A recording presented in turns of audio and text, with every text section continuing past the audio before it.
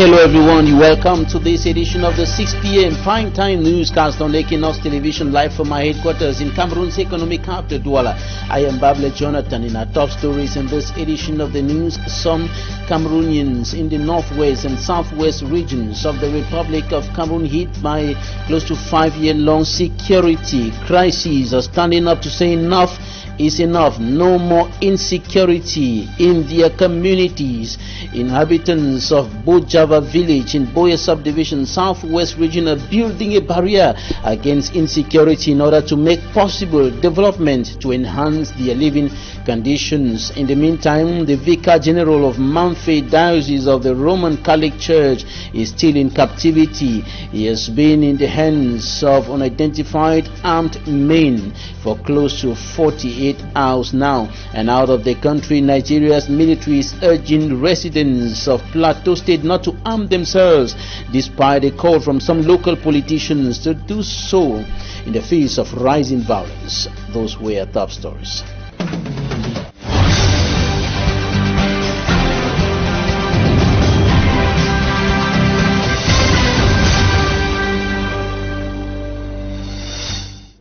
We begin this newscast in the chief town of the crisis-stricken northwest region of the Republic of Cameroon, where one person is now in detention. He was arrested in connection to some alleged fetish practices in part of the town of Bamenda, notably in the Aziri Old Church neighborhood. And the inhabitants woke up today discovering several holes in front of houses in the area, and what came out of the holes frightened them and increased the fear and uncertainty already looming over inhabitants of Anglophone Cameroon as a result of the close to 5-year-long armed conflict going on there. Smanjik and Gabriel report. Inhabitants of Aziri Old Church neighborhood in Bamenda woke up with fear this Tuesday.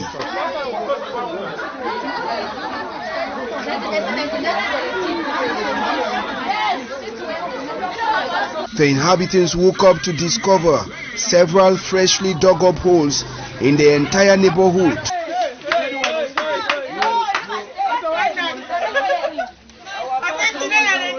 Out of fear, they will dig up the holes to discover its content. Surprisingly, in all of the holes they dug, it contained names of persons in the neighborhood tied to chains and salt alongside palm oil on them.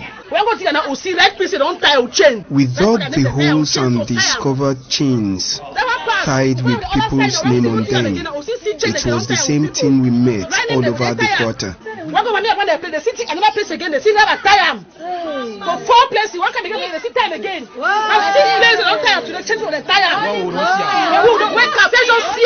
The inhabitants will later move to the residence of the suspect, a prophetess in Aziri Old Church neighborhood, who wasn't home upon their arrival. But they managed to catch one man who confessed they were the ones who dug up the holes and inserted what people in the neighborhood had discovered. At the time of this report, the prophetess is on the run. Investigations are on course. From Aziri Old Church neighborhood in Bamenda to Bojava village, Boya subdivision, southwest region of the Republic of Cameroon, indigents of that part of the country are building a wall against insecurity, and they are ready to fight the problem of insecurity in their municipality in order to make possible development that has been practically impossible for the close to 5 years that the Anglophone crisis has been pulling on, and they are ready to stand up against this problem in order to improve or upgrade their living conditions. The Rijato reports. Bojava, a village in Boya subdivision before now, has been an exit and entry point of the separatist fighters. This was a passage for the culprits. They used to pass here. They meet our man up there. The lone person who remained in this village. And this village is still paying the price of what it did not bargain for. Development, for instance, has been on a standstill, and basic amenities like potable water has been a luxury here for years. We have a serious water crisis in Bujava. We have problem water because sometimes it stays about months without even a drop of water. Today the story is positively changing. People at least are returning home. With the new academic year also here, Chief Edward Luma Ekoke says Bujava will not be left behind.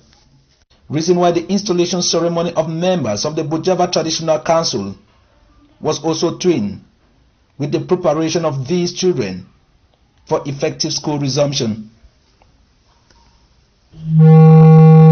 The Rejato reporting there. In the meantime, the Vicar General of the Manfe Diocese of the Roman Catholic Church is still in captivity. His Lordship Julius Agbotoko was abducted by armed men August 29, 2021, and the abductors are said to be asking for a ransom of 20 million francs CFA. Manfe Diocese in the crisis-stricken southwest region of Cameroon has condemned this last attack on the church.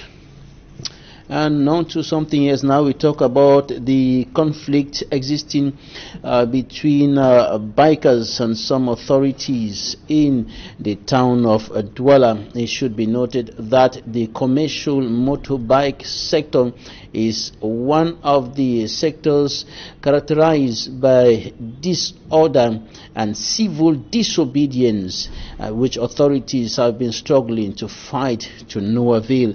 And these, as members of the syndicate in the Uri division met today, they met with the senior divisional officer of the Uri division in order to find solutions to their plight. Innocent as it has more. Establishment of fake badges and issuance to bike riders in Douala by a man called Gego Jodone, who claims to be national president of the bike rider syndicate, OC Komotak, is what grouped members of the syndicate in a meeting with the senior divisional officer for the Wuri division Littoral region.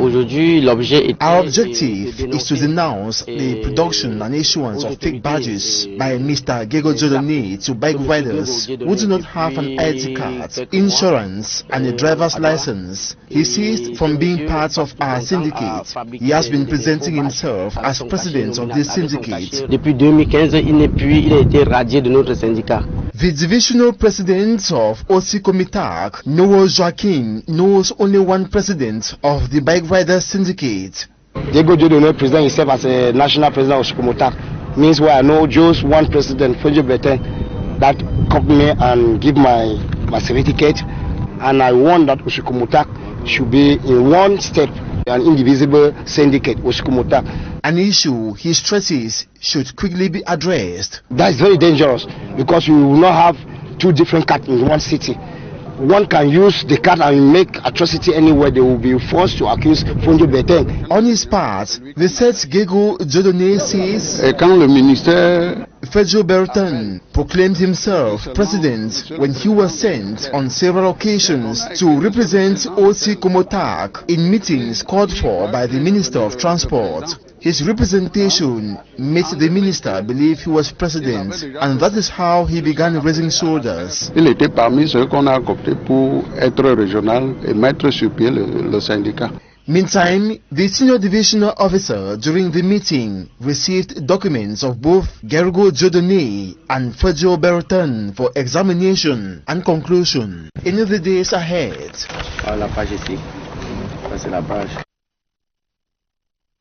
Electric and potable water supply blamed for the abandonment of low-cost houses constructed in Ebolo in the south region of the Republic of Cameroon.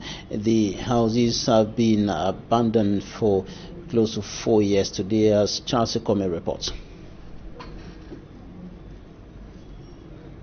These low-cost houses in the Bolova, the south region of Cameroon, have been abandoned for close to 4 years now. The general manager of the Cameroon real estate company, Amadou Sadouhouna, says the lack of funds to complete the project is the problem. On ne peut pas faire entrer les gens dans des maisons où il n'y a pas de sécurité sur le plan électrique. I cannot let people live in a house with no security street lights and no good pipe-borne water systems. We don't have the funds to execute the entire project, and that's the reason why the houses are inhabited till date. Faire ce travail, vu que les logements sont inoccupés. Another factor which is said to have hindered the fruition of this project is the poor construction works which was done by the contractors. It is to this effect that the governor of the South region, Felix Ngelengele, held a crisis meeting to address the situation. There are so many problems which have been recorded on this project. During the meeting, we decided that electricity, potable water, and the regular maintenance of the houses will be our top priority. All that said, the Ministry of Housing and Urban Development will have to step up by finding probable solutions in regards to funding this project so it could be realized.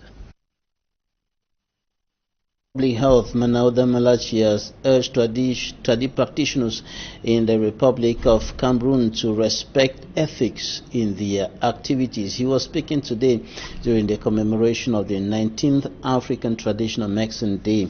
And on the other side, the tradi practitioners are calling for the creation of a Center for African Pharmacopy, the African Traditional Medicine, in the Republic of Cameroon. These to enhance the integration of traditional medicine in the health system of the country. We shall be talking more about this in the second part of this newscast. In news out of Cameroon, Nigeria's military has urged Plateau State residents not to arm themselves, despite a call from some local politicians to do so in the face of rising violence. Last week, Plateau's parliament said as the security forces could no longer guarantee people's safety, they should take up arms. It is not the first of Nigeria's state to encourage civilians to defend themselves as security worsens nationwide, particularly with relations to the kidnapping gangs. And Plateau State in central Nigeria suffered years of deadly ethnic and religious violence, and more than 60 people have been killed in various attacks this month. Even the defense ministers urged people to stand up to the attackers, but critics say allowing civilians to acquire weapons is a sign of the government's failure to deal with the crisis and may further complicate the security problem. The Nigerian military says residents should be law-abiding and should share credible information that could aid the security agencies. Meantime, some inhabitants of Plateau State agree with Parliament that the people should protect themselves with weapons. Take a listen to some of them. We have come to show that this thing they have done, they are not alone in it. Yes. We the people of Plateau State, we stand with them.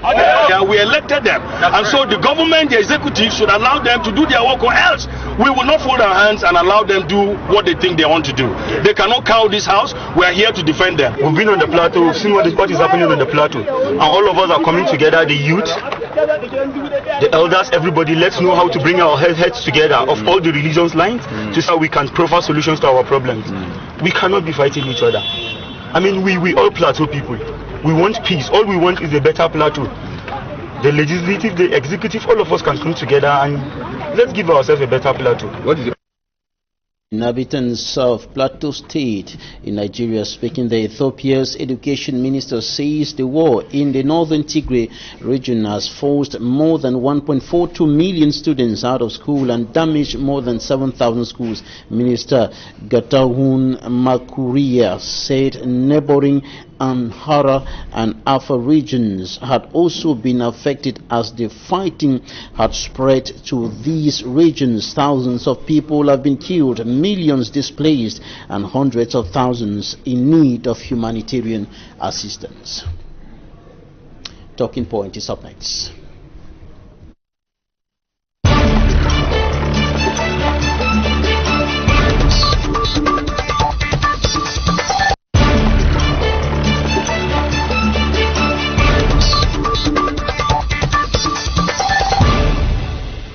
Thank you for staying with us in Talking Points. Today we are receiving a Tradi medical practitioner, Dr. Marcel Muvala. You're welcome. Thanks very much, Mr. Babila Jonathan. I'm happy to be part of the program here this evening.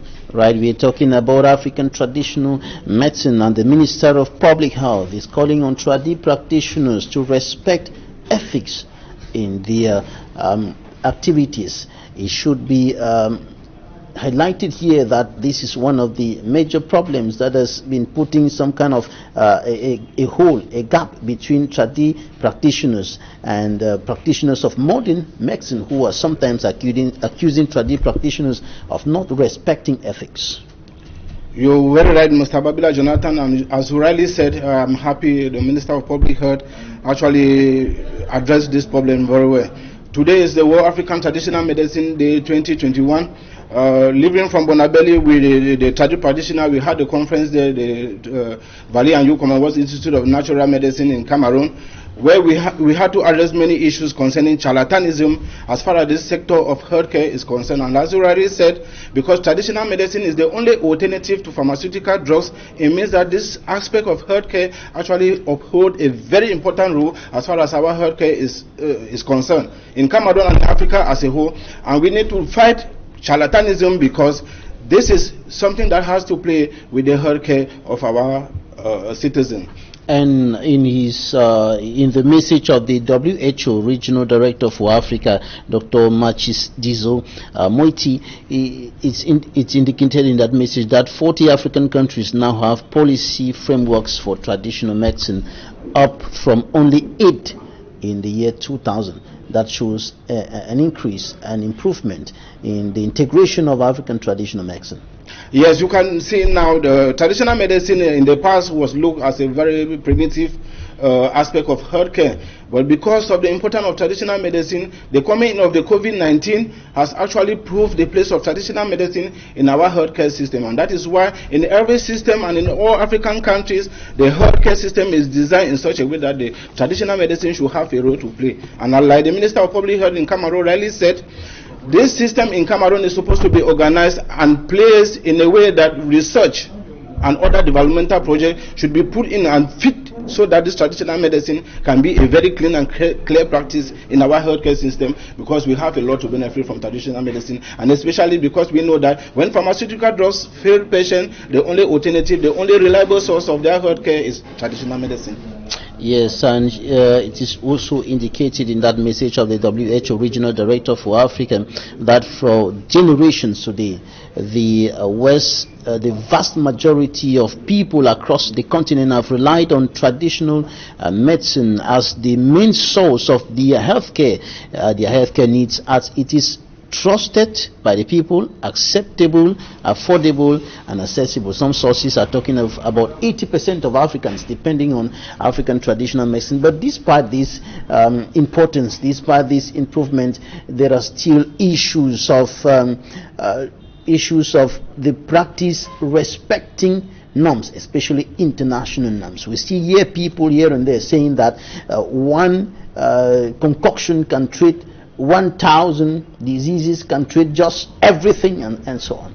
Okay, that is the reason why the theme for the World African Traditional Medicine Year 2021 says that traditional medicine should be scientifically focused. That is research and development in traditional medicine.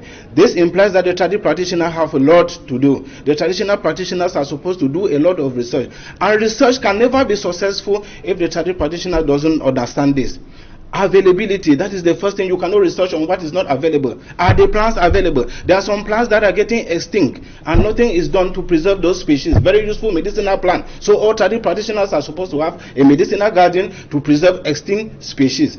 Now how do we get this plant? Harvesting. Because sometimes people get off from bed and they just go to harvest plant indiscriminately. That is not correct. There are plants that are potent at a particular time of the day. There are plants that are very potent at a particular time in the night. Like for instance, Mr. Babila Jonathan, you have a plant like the queen of the night. During the day, this plant is dormant and is very, very chemically inactive. But late in the evening, it starts emitting a good semen, a sweet semen. This is the time that the plant is medicinally active. It's chemically very potent, potentially to heal the sick. Now, if you harvest this plant early in the morning, you might fail to help the patients that you want to treat. So, traditional practitioner, that is the reason why the theme for this year is talking about research. Should understand that plants have potentials, plants have mystical and spiritual power, and then understanding this plant and getting them to prepare herbal medicine to heal the sick, a lot of research and scientific investigation is supposed to be done. And that's where there is a call on governments to step up research, to establish research institutions, and practitioners and the private sector should be assisted, should be strengthened in the collaboration with modern medicine in order to enhance the practice. But there is still a gap between the two. And the question is, why is this gap still existing despite, because up to today, for example, the COVID-19 fight has admitted, or the Ministry of Public Health has approved only 2 out of I don't know how many thousands of people who came up with different concoctions, different traditional medicine, saying that it can help in the fight against the COVID-19 virus. Only 2 have been approved. Here in Cameroon, thank you, Mr. Babila. That's a very sensitive point. We had Professor Lantum, sorry, is of late, may his soul rest in peace. He was the coordinator of traditional medicine in Cameroon, and presently that he's late. I don't know if somebody have been put in place to replace him in queues, where we can get. There are many traditional practitioners in Cameroon, very renowned traditional practitioners, but their work is not known at the level of the ministry because they are working as individuals. We don't have a very good and renowned association where these practitioners can come together. We get sample of their product, and then we make research and try to see how we can work on it. You will see that in Cameroon we have eminent Cleda with the COVID-19 therapy that has actually helped so many Cameroonians and Africans. This is because he was known at a certain level, but many traditional practitioners are hiding in Cameroon. We have Dr. Tumenta Valentine also, is a good traditional practitioner, but what we are trying to say here is that many other with Dr. Fru, they need to have a good association. We can never work as and succeed as individual, but many traditional practitioners in Cameroon are working in that individual sphere, and it's difficult. We understand patients get to them and they get well, but their work is not well known, and especially at the ministry, because this is what Cameroonians are producing. If you look in Africa, you see that Cameroonian traditional practitioners are very excellent in traditional medicine, but their work is individualized. So we need to have a good and a firm association where these traditional practitioners can come together, they assemble their ideas, then at the level of the ministry, their work is presented, and then research work is done to see if it can be a good solution to our health problem, and then it's delivered to the community. Now, some of the traditional practitioners speaking in Yaoundé today called for the creation of a center for African traditional medicine in Cameroon. Can that center be of great help in terms of closing the gap between traditional medicine and modern medicine? Yes, Mr. Babila, I think that idea will be very excellent. I like the Minister of Public Health is actually very close to traditional medicine. I've seen so many work that is doing, and the assistant that he is encouraging the traditional practitioner. I think that this work is going to be just excellent because, like I said earlier, we depend on traditional medicine as the only alternative to pharmaceutical drugs. In other African countries, we have other practices, but in Cameroon, we depend only on traditional medicine, and we are left with no choice because this system of healthcare must be developed. If it is not developed, then we have a lot of problems as far as our healthcare system is concerned, because pharmaceutical drugs can never do all. And saying it to our traditional practitioner, research is not all about scientific investigation. One important thing that many traditional doctors still need to understand is that traditional medicine in its natural form operates in a spiritual domain. It means that the power of God, the power of creation, the power of nature is specifically designed and placed in traditional medicine, implying that traditional medicine should be gathered in the prayer form, in an incantation form, and then prepare and serve natural to the patient. Many people are trying to convert traditional medicine in a very funny way, preserving the drugs with chemicals and so on. At the end of the day, this actually derails us from the natural form and from God. The power of God that is supposed to operate naturally in this plan is not respected, and we fail in so many domains. All right, briefly before we go, indigenous healing has been considered by some groups of people, including socially conservatives or conservative groups, to be backward, ineffective, witchcraft, and dangerous. What do you have to say about this? Yes, it is very true, because myself, I've been a traditional practitioner too for a very long period of time, but I'm not interested in witchcraft, in Gambia and all those things, because I believe that the healing of a sick person is the proper diagnosis. Diagnosing the illness is not all about telling stories. It is true that people can have visions about certain conditions, but others have used it to play a kind of conflict and create a situation where the patient condition does not get better by the information they give to the patient. I want to think that traditional medicine should be dispensed to patients like pharmaceutical drugs in a clean and natural form. People should not tell stories to patients to frighten them, to create an impression that they need to go through this and so on before they can get well. It is true. Traditional medicine has to do with the tradition. It means that we need to respect the culture as we use traditional medicine, and there are certain cultural practices in so many, because it is a biodiversity system of healthcare. The practice in Cameroon is not the same like in Nigeria, it's not the same like in Ghana. It is changing as we are going. This implies that the same treatment that we use here for the treatment of malaria might not be the same herbs that the Ghanaian or the Nigerian will use. But because we have used it in our own fashion and we have designed it to match with our tradition, it works simply and it is excellent. Dr. Muvala Marcel, a medical practitioner, you practice traditional medicine and modern medicine at the same time. Thank you for your time. Thanks so much, and thank our listeners so much. We continue to work hard to see that we develop more advanced research drugs to better the healthcare of our community. Thanks so much. Thanks, ladies and gentlemen, for staying with us. That's it for today. Coming up live from the nation's political capital, Yaoundé, La Presse.